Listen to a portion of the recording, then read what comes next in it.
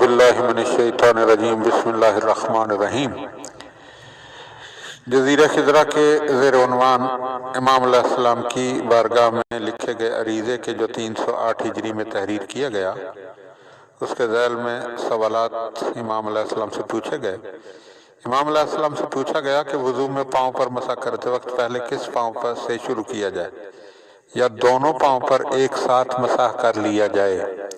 تو آپ علیہ السلام نے جواب میں ارشاد فرمایا، دونوں پاؤں پر ایک ساتھ مسح کیا جائے، ورنہ پہلے دائیں پاؤں سے شروع کیا جائے اور بعد میں بائیں پاؤں پر مسح کر لیا جائے۔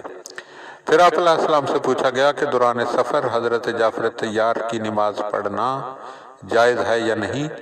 تو آپ نے جواب میں فرمایا کہ جائز ہے۔ پھر آپ علیہ السلام سے پوچھا گیا کہ تسبیح فاطمۃ الزہرا سلام اللہ علیہا پڑھتے وقت ایک شخص 34 مرتبہ سے زیادہ اللہ اکبر کہہ گیا، اب اسے دوبارہ 34 پر واپس آنا چاہیے یا اثر نو 34 بار اللہ اکبر کہے؟